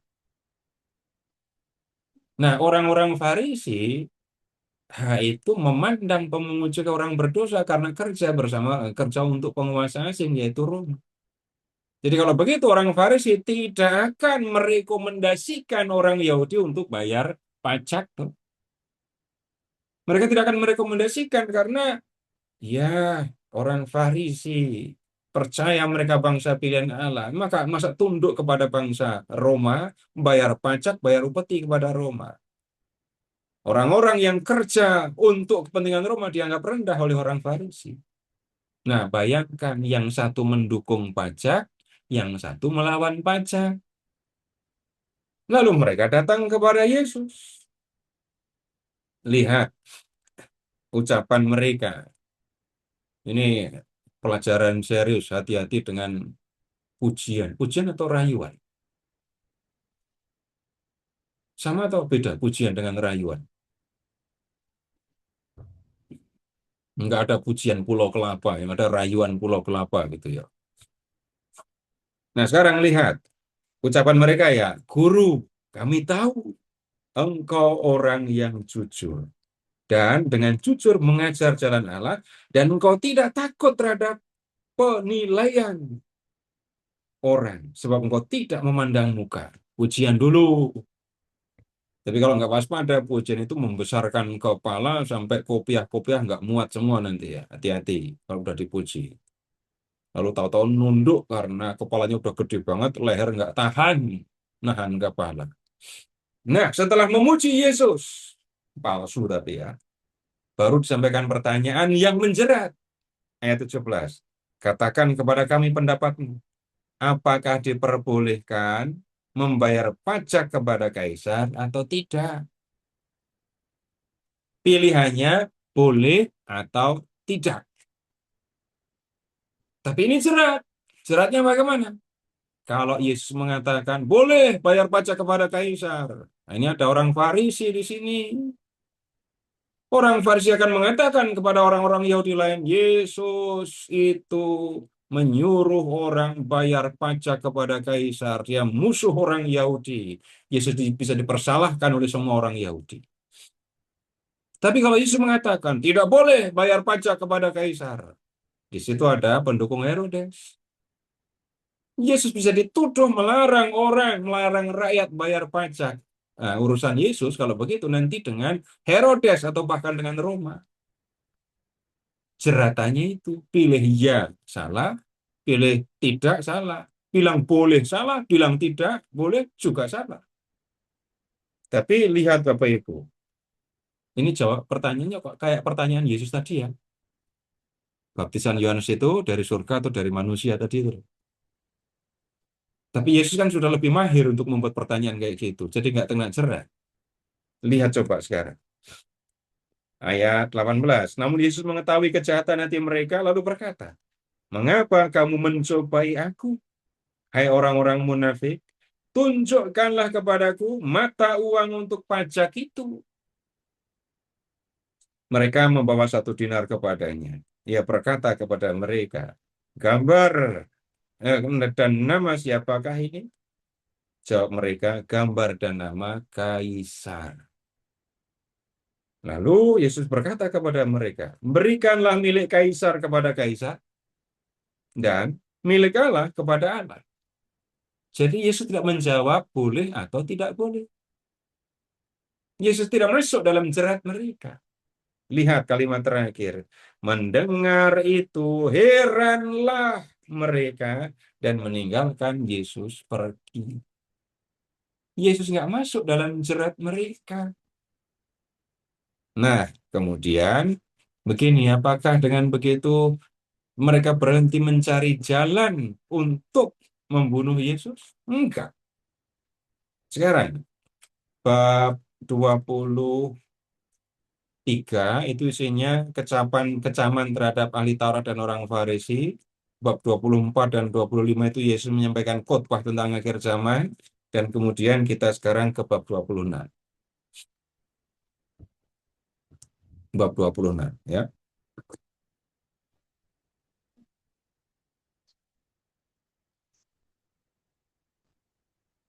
Setelah Yesus mengakhiri segala perkataan itu. Nah ini contohnya Bapak Ibu. Sekarang gini ya.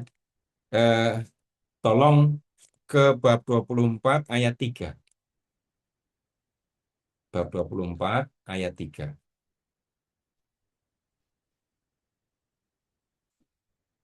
Ketika Yesus duduk di Bukit Zaitun, datanglah murid-muridnya kepadanya untuk bercakap-cakap sendirian dengan dia. Kata mereka, katakanlah begitu seterusnya. Lalu perbincangannya itu terus sampai akhir bab 25. Sampai bab 25 ayat 46 itu. Lalu sekarang balik lagi ke bab 26 ayat 1. Setelah Yesus mengakhiri segala perkataan itu, berkatalah ia kepada murid-muridnya. Balik ke bab 26 ayat 2. Kamu tahu bahwa 2 hari lagi akan dirayakan Paskah. Dan anak manusia akan diserahkan untuk disalibkan. 2 hari lagi Paskah. Ya. Kemudian, lihat ayat 3. Pada waktu itu berkumpullah imam-imam kepala dan tua-tua bangsa Yahudi. Muncul lagi tua-tua bangsa Yahudi itu kan ya. Di istana imam besar yang bernama Kayafas. Mereka membuat rencana untuk menangkap Yesus dengan tipu muslihat dan untuk membunuh dia. Jadi niat dari imam kepala dan para pemuka Yahudi itu adalah membunuh Yesus. Itu tujuannya, membunuh Yesus. Mereka ingin menangkap Yesus untuk membunuhnya. Jadi ada hujat di sini? Enggak ada. Balik lagi ke Yesus mengusir para pedagang tadi itu. Dan diskusi atau kecaman Yesus terhadap orang-orang yang berkuasa atas bait Allah tadi. Jadi perhatikan, membuat rencana untuk menangkap Yesus dengan tipu muslihat. Kenapa harus tipu muslihat? Kenapa nggak kirim pembunuh bayaran? Enggak. Yesus itu pendukungnya waktu itu banyak sekali. Kalau ketahuan para pemuka Yahudi ini membunuh Yesus, mereka harus berhadapan dengan orang banyak. Nah, yang harus dilakukan adalah membunuh Yesus tanpa ketahuan orang banyak, atau bagaimana caranya supaya orang banyak nggak ribut, bisa menerima putusan untuk membunuh Yesus itu. Ayat 5. Mereka berkata, jangan pada waktu perayaan supaya jangan timbul keributan di antara rakyat. Nah, untuk ilustrasi Bapak Ibu, eh, Paskah Yahudi pada masa itu rupanya hanya bisa dilakukan di dalam kota Yerusalem. Kemudian ini Paskahan Yahudi itu acara perayaan penting ya. Banyak orang dari seluruh penjuru dunia datang untuk bisa Paskahan. Jadi Yesus tadi mau ke Yerusalem itu tujuannya untuk Paskahan.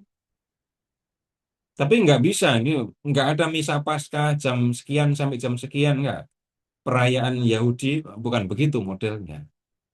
Makan jamuan Paskah di rumah-rumah, di tempat-tempat yang ada di Yerusalem. Karena itu pada waktu perayaan Paskah ini, Yerusalem penuh, hotel-hotel penuh, full booked.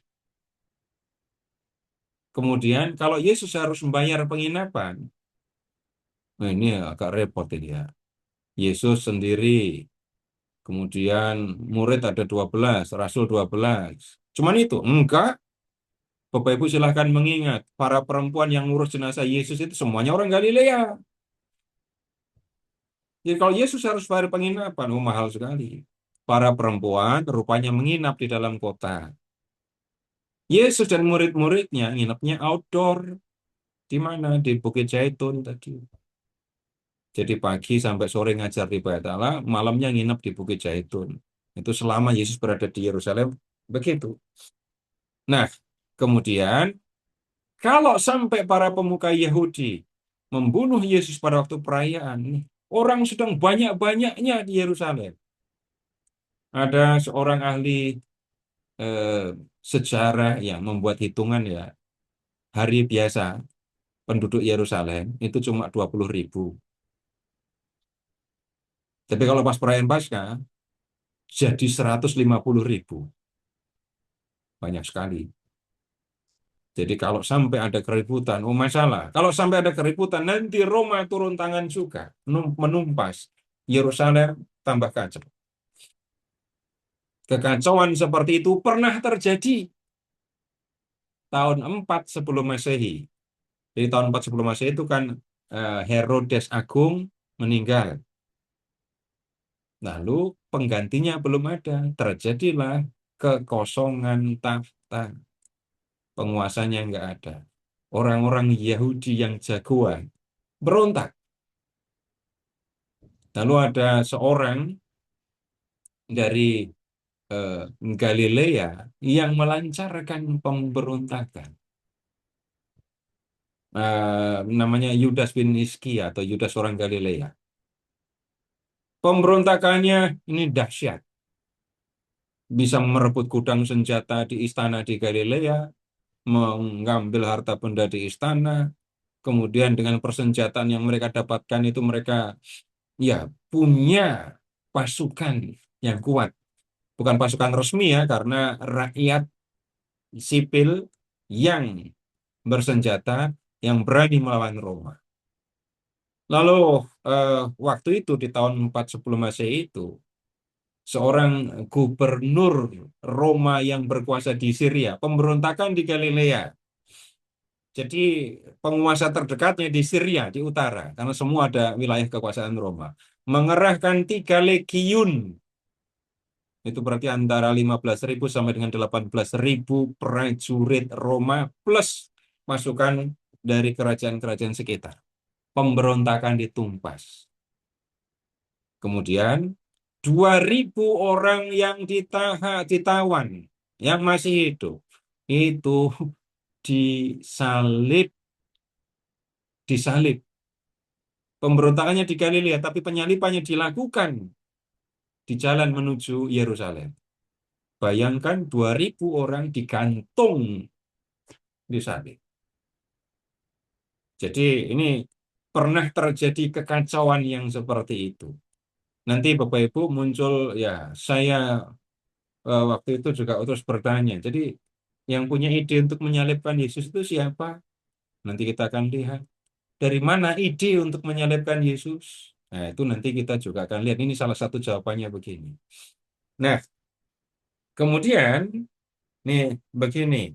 Ketika mereka sedang berpikir bagaimana cara untuk menangkap Yesus, membunuh Yesus tanpa ketahuan orang banyak, lihat 26 ayat 14. 26, 14.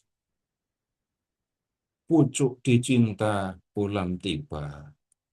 Sementara mereka berpikir menemukan jalan untuk menangkap Yesus, ini malah ada murid Yesus yang datang kepada mereka. Lihat ayat 14. Kemudian pergilah seorang dari ke-12 murid itu yang bernama Yudas Iskariot kepada imam-imam kepala. Ia berkata, apa yang hendak kamu berikan kepadaku kalau aku menyerahkan dia kepadamu? Mereka membayar 30 uang perak kepadanya. Mulai saat itu, ia mencari kesempatan yang baik untuk menyerahkan Yesus. Bapak Ibu, Yudas itu kan terus selalu bersama Yesus kan. Di Galilea, selama di Yerusalem pasti. Kemudian dia tahu orang-orang yang memusuhi Yesus ini. Yudas tahu kebiasaan Yesus. Yudas kemudian juga tahu bagaimana para pemuka Yahudi itu memusuhi Yesus. Dia datang untuk mengatakan, apa yang hendak kau berikan kepadaku kalau aku menyerahkan dia. Sepakat 30 uang perak. Nah, kemudian mulai saat itu ia mencari kesempatan yang baik untuk menyerahkan Yesus. Mencari kesempatan yang baik untuk menyerahkan Yesus. Tidak diceritakan detail pembicaraan Yesus, pembicaraan Yudas dengan para pemuka Yahudi ya, tapi pasti ada pembicaraan. Karena apa? Oh, nanti tahu-tahu kok bisa ada rombongan orang yang menyertai Yesus, yang menyertai Yudas. Nah, kemudian sekarang lihat ke ayat 17. Tadi kan 2 hari menjelang Paskah ya. Sekarang ayat 17, 26, 17. Pada hari pertama hari raya roti tidak beragi, datanglah murid-murid kepada Yesus dan berkata, di mana engkau kehendaki kami mempersiapkan perjamuan Paskah bagimu? Jadi, hari raya roti tidak beragi itu berlangsung 7 hari. Hari pertamanya itu Paskah.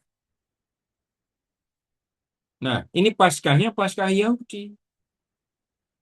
Mengenangkan peristiwa pembebasan dari perbudakan di Mesir. Kalau mengikuti yang ada di kitab Keluaran, menunya sudah jelas. Ada daging anak domba bakar, roti yang dibuat tanpa ragi, ada sayuran pahit. Minumnya, ini orang Yahudi, apapun makanannya, ya kalau pesta minumnya wine. Nah, ini Paskahan, Paskah Yahudi. Ya. Kemudian berikutnya, ayat 20. Dua orang murid-murid itu mempersiapkan jamuan Paskah. Lalu ayat 20, setelah hari malam, Yesus duduk makan bersama ke-12 murid itu. Makan apa? Ini Paskahan. Jadi makan jamuan Paskah. Makan jamuan Paskah. Nah, kemudian ayat 26. Di sini supaya nggak putus jalan ceritanya ya. Mereka sedang makan jamuan Paskah, anak domba bakar, roti tidak beragi, sayur pahit. Lalu di situ ada wine. 26. Ketika mereka sedang makan. Makan apa? Balik lagi. Ini bukan the Last Supper. Bukan. Bapak Ibu punya fotonya kan ya. Setelah Yesus makan bersama murid-muridnya, terus Yesus foto itu. Lalu fotonya diberi judul The Last Supper. Ini bukan. Ini bukan The Last Supper. The Last Supper itu adanya di Injil Yohanes. Matius, Markus, enggak. Bukan supper. Pesach, Paskah. Nah, kemudian ketika mereka sedang makan, makan jamuan Paskah, Yesus mengambil roti. Roti apa? Roti tidak beragi. Ingat tadi ada bab 26 ayat 17 tadi loh. Pada hari pertama hari raya roti tidak beragi. Itu semua orang Yahudi selama 7 hari makan roti yang dibuat tanpa ragi. Enggak disebut roti bantat, bukan. Roti tanpa ragi, bukan bantat. Kalau bantat kan ada raginya. Jadi roti yang dibuat tanpa ragi. Selama 7 hari mereka makan roti yang dibuat tanpa ragi. Nah, kan Yesus makan jamuan Paskah, makan daging anak domba bakar, makan roti dibuat tanpa ragi, makan sayur pahit, minum anggur gitu kan ya. Tapi kan nggak semua dimakan, masih ada. Lalu Yesus mengambil roti, mengucap syukur, memecah-mecahkannya dan memberikannya kepada murid-muridnya dan berkata, ambillah, inilah tubuh. Ya. Kemudian ia mengambil cawan, mengucap syukur, memberikannya kepada mereka dan berkata, minumlah kamu semua dari cawan ini, inilah darahku, darah perjanjian yang ditumpahkan bagi banyak orang untuk pengampunan dosa. Bapak Ibu, waspada di sini. Ketika ini membaca kisah sengsara Yesus, seringkali orang hanya berpikir, pada malam menjelang kematiannya, Yesus menetapkan Ekaristi. Tapi yang kita lihat sekarang ada 2 acara ya. Pertama, Yesus Paskahan. Dan pada waktu yang sama Yesus merayakan Paskah, itu Yesus menetapkan Ekaristi. Maka lihat, yang diambil roti tidak beragi, yang diambil itu anggur. Karena itu menu jamuan Paskah. Kalau yang diambil roti tawar, salah. Nggak ada roti tawar. Roti tawar dibuat tanpa ragi. Ini roti tidak beragi. Yang diambil roti Maria, tambah lagi nggak cocok. Roti tanpa ragi. Jadi yang bisa diambil waktu itu hanya daging anak domba bakar, roti tidak beragi, apa sayur. Untung Yesus nggak ngambil daging anak domba bakar, lalu mengatakan inilah tubuhku yang diserahkan bagimu.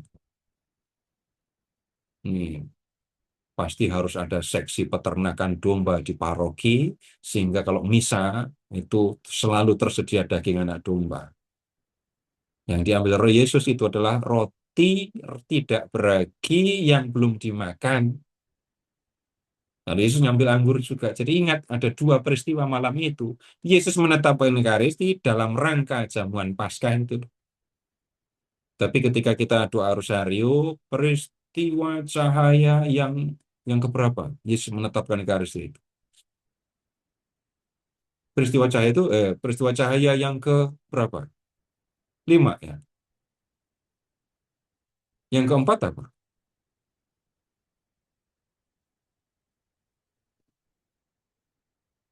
Peristiwa cahaya yang keempat apa?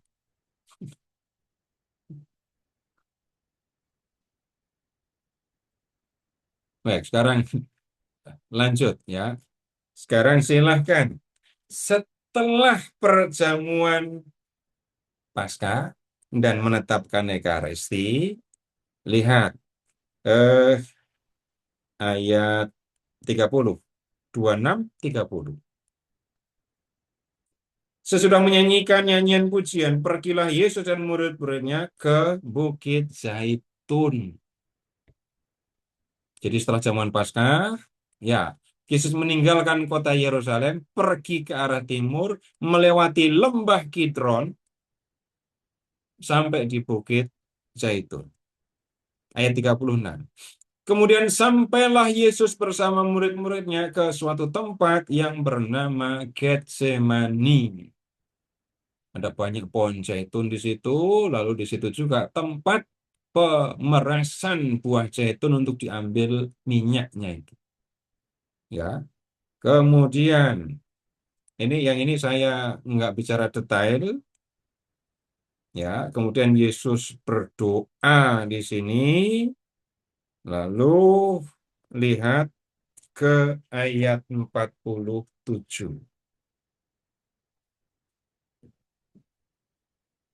47.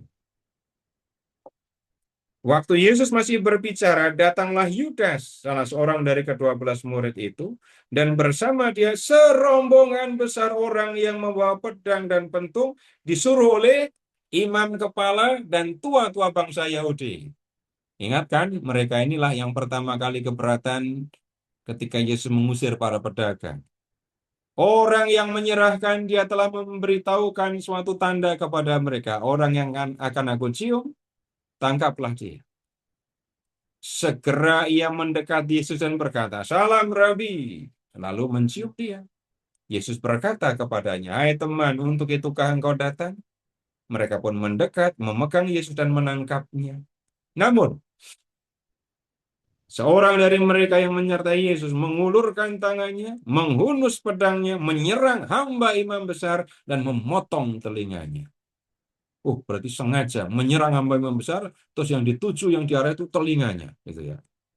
Ketika melihat itu, ayat 52, Yesus berkata, "Masukkan pedang kembali ke dalam sarungnya. Sebab semua orang yang menggunakan pedang akan binasa oleh pedang." Nah ini, atau kau sangka aku tidak dapat berseru kepada Bapakku, supaya ia segera mengirim 12 pasukan malaikat membantu aku? Jadi kalau memang hanya mau selamat, enggak ditangkap sama orang-orang ini, Yesus bisa segera bilang sama Bapa, "Tolong kirim 12 pasukan malaikat." Yesus akan dijaga oleh malaikat-malaikat itu dan tidak akan ditangkap. Tapi kalau itu yang terjadi, maka kehendak Allah tidak akan terlaksana. Nah, yang kita perlu perhatikan di sini, sekali lagi, Yesus sebenarnya tidak bisa ditangkap kan? Kalau Yesus mau minta perlindungan dengan pasukan malaikat, selamat, nggak akan disentuh sama orang-orang itu. Tapi tujuan Yesus itu justru melakukan yang dikehendaki oleh Bapa. Ingat, aku datang, anak manusia datang bukan untuk dilayani, melainkan untuk melayani dan menyerahkan nyawanya sebagai tebusan, memberikan nyawanya sebagai tebusan bagi banyak orang. Di Getsemani, ketika berdoa kepada Bapa, Yesus sudah ambil keputusan untuk meminum cawan yang disediakan Bapa kepadanya. Nah, kemudian lihat berikutnya, kenapa orang-orang yang datang itu membawa pedang, pentungan gitu ya. Lalu ada kalimat yang aneh yang diucapkan Yesus. Ayat 55. Pada saat itu Yesus berkata kepada orang banyak, "Sang kamu, aku ini penyamun, sehingga kamu datang lengkap dengan pedang dan pentung untuk menangkap aku. Padahal tiap hari aku duduk mengajar di bait Allah dan kamu tidak menangkap aku. Tiap hari aku ngajar di bait Allah, kalian nggak nangkap aku. Sekarang malam-malam sembunyi-sembunyi kamu menangkap aku." Tapi Yesus tetap menerima situasi itu karena sudah ambil keputusan untuk melakukan kehendak Bapa, yaitu untuk memberikan nyawanya sebagai tebusan. Apa yang terjadi dengan Yesus? Bapak Ibu, nanti kita harus lihat Yesus itu diadili 2 kali, bukan 1 kali, 2 kali. Kenapa para pemuka Yahudi membawa Yesus kepada Pilatus? Emang nggak bisa ngadili sendiri? Tapi itu diskusi kita di pertemuan berikut. Nah, malam ini sampai di sini dulu. Silahkan kalau ada yang mau ditanyakan. Bu Ita, silahkan. Baik, Pak Seto. Ini tadi kita pada saat membicarakan tentang Herodes, Pak Seto, ada yang bertanya, siapa itu kaisar? Maksudnya, Dia tanya, siapa itu kaisar, katanya, Pak. kita nggak nyinggung kaisar, tapi pertanyaannya siapa itu? Kan Eh, pada saat Herodes, Oh, kan pada saat Yesus diapai sama Herodes kan pada saat oh Yesus iya, iya. lahir kan ada kaisar. Dia Ya, bertanya, siapa itu kaisar? kaisar itu ya Raja Roma. kekaisaran Romawi, kerajaan Romawi, cuman kata iya Raja Jepang itu disebutnya kaisar, Raja Romawi disebutnya eh, kaisar. Tapi kemudian wilayah kekuasaannya luar biasa luas Roma ini. Dari Spanyol sampai ke Inggris, Timur Tengah, masuk ke itu semua, ke wilayah kekuasaan kaisar. Ya, penguasa Roma, Bapak Ibu mungkin pernah mendengar Kaisar Agustus. Itu Yesus belum lahir. Kemudian mungkin juga pernah mendengar nama Kaisar Domitianus yang menganiaya jemaat Kristiani di Roma. Tapi yang pasti Bapak Ibu tahu Kaisar Nero pasti kan. Itu contoh kaisar. Ya, begitu. Oke. Baik. Pak, saya, Malam, Eh, Pak. saya mau tanya. ya, Bu Leni, Selamat. silakan Bu Leni. Pak tadi kan bilang ini bukan the Last Supper. Yang ada the Last Supper hanya ada di Yohanes. Tapi kejadiannya kan sama, Pak. Maksudnya. Iya, kita tidak sedang mendamaikan Matius, Markus, Lukas, Yohanes. Heeh. Nanti kalau diperiksa sungguhan, nanti Bapak Ibu akan lihat bedanya. Tapi kita justru sekarang mengingat, ya Bapak Ibu sudah lama kan ya jadi Katolik. Iya. Nah, sudah waktunya kita belajar Injil itu dengan cara begini. Belajar satu Injil dengan Injil yang lain. Sekarang Ibu tolong membuka Injil Yohanes bab 13 ya. Injil Yohanes bab 13.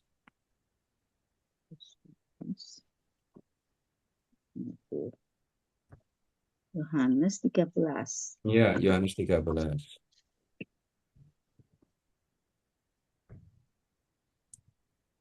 Ya. Udah ketemu ayat 1 Ibu. Cari keterangan waktu. Yohanes 13 ayat 1 cari keterangan waktu. Sementara itu sebelum hari raya Paskah Ya, sebelum hari mulai. raya Paskah kan? Coba Heeh. lihat ayat 3 sekarang. Ayat 3 Yohanes 13 ayat Yohanes bab 13 ayat 3. Ada apa di sini? Yesus tahu bahwa Bapa telah menyerahkan segala sesuatu kepadanya Terus dan bahwa Iya, datang. Iya, datang. ya toh dan bahwa ia Datang. Bapa telah menyerahkan sesuatu kepadanya dan bahwa ia datang dari Allah dan kembali kepada Allah. ini dalam hal ini agak sama dengan yang tadi kan ya. Tapi lihat ayat 2. Pada ngapain Apa ini? Pak? Putus-putus Pak. Ayat 2. Bab 13 ayat 2. Yohanes 13 ayat 2. Sorry putus-putus Pak. Ayat oh tunggu. Ayat 2. Bab 13 Ayat 2, ayat 2. Ya, itu Yesus sedang ngapain itu? 13 ayat 2. Ketika mereka sedang makan bersama, iblis telah membisikkan rencana dalam hati Yudas. Baik. Itu di ayat 2 disebut mereka sedang makan bersama. Makan bersamanya kapan? Ayat 1. Yang sehari sebelum Paskah. Berarti Paskahan atau bukan itu? Belum. Belum. Udah. Belum Paskah. Makanya itu disebutnya adalah makan malam terakhir. Ya. Tapi Oh, kalau yang di Injil Matius tadi, hari itu raya mereka makan roti tidak Paskah. beragi, hari pertamanya Paskah. Lalu murid-murid nanya, di mana engkau kehendaki kami mempersiapkan jamuan Paskah bagimu gitu kan? Heeh. Nah, kalau Yesus itu Injil Yohanes ya, kalau Yesus itu makan bersamanya sebelum Paskah, habis itu malamnya Yesus ditangkap, hari berikutnya Setelah Yesus diadili, dianiaya sampai mati, berarti matinya Yesus waktu kapan? Saper terakhir. Ya memang. Tunggu, kan makan malamnya sebelum Paskah, Iya makanya. terus malamnya Yesus ditangkap, Heeh. paginya diadili, siangnya disalib, matinya sore hari. Kalau begitu, matinya Yesus itu kapan? Paskah dong. Nah, itu maksudnya. Jadi wafatnya Yesus kalau di Injil Yohanes itu pas Paskah. Kemudian Ibu, Bapak semua pasti ingat untuk ngecek yang disalib itu sudah mati apa belum, prajurit datang kan? Heeh. Iya, Terus yang dilakukan prajurit itu apa? Tombak, pakai tusuk tombak. lambungnya. Murid-murid yang disalib bersama Yesus diapain? Dipatahin Mematahkan tulang kakinya. kaki. Patahkan kakinya. Tapi giliran Yesus sudah wafat. Kakinya nggak dipatahkan. Ini sama dengan anak domba Paskah di kitab Keluaran. Anak domba Paskah itu tulangnya nggak boleh ada yang dipatahkan. Jadi Yesus itulah anak domba Paskah kalau kita melihat Injil Yohanes. Jadi begitu membacanya itu satu dengan yang lain beda, nggak boleh dicampur. Tidak semua yang enak itu kalau dicampur jadi enak. Coba makan gulai, gulai enak kan ya? Tapi pakai es krim juga enak kan? Campur coba, nanti jadi aneh. Ya begitu, Bu. Oke, ini Oh, jadi pertanyaan terakhir ya Pak Seto, pertanyaan terakhir Bapak Ibu karena Senin depan kita akan lanjutkan. Ada satu pertanyaan. Dalam perjanjian lama, sewaktu Israel sudah dibebaskan dan merayakan Paskah pertama, apa kaitannya sebelum Yesus ditangkap ada perayaan Paskah? Gini, Yesus datang pergi ke Yerusalem itu untuk merayakan Paskahnya orang Yahudi itu. Yesus orang Yahudi kan ya. Orang Yahudi itu punya kewajiban untuk merayakan Paskah. Yesus pergi ke Yerusalem untuk merayakan Paskah. Kemudian perhatikan Ekaristi tadi ya.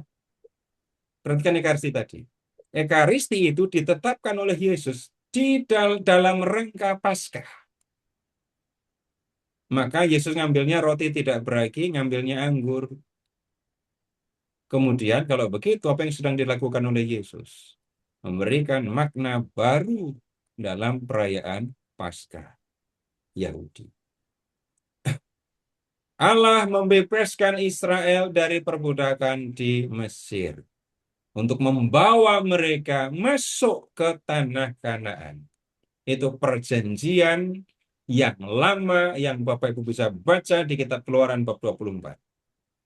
Dalam perjanjian yang baru yang dibuat oleh Yesus, lihat, Yesus membebaskan manusia dari dosa dan maut untuk membawa manusia masuk dalam kehidupan abadi.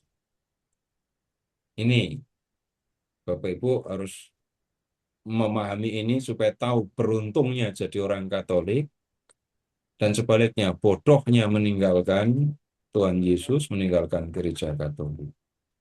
Jadi malam ini Bapak Ibu silahkan mensyukuri sambil mengingat ini kita mau merayakan Paskah. Lalu Bapak Ibu bersyukur dengan mengingat Tuhan sudah memanggil saya untuk mengikuti Tuhan Yesus. Nah, sampai di sini dulu ya untuk malam hari ini. Terima kasih. Selamat malam. Silahkan Bu Rita. Ya, baik. Terima kasih Pak Seto. Terima kasih Bapak Ibu. Pada malam hari ini kita sudah berkumpul belajar bersama dari narasumber kita Pak Seto. Kita akan bertemu kembali minggu depan dengan tema yang sama dan narasumber yang sama. Baik, saya akan menutup pertemuan kita pada malam hari ini.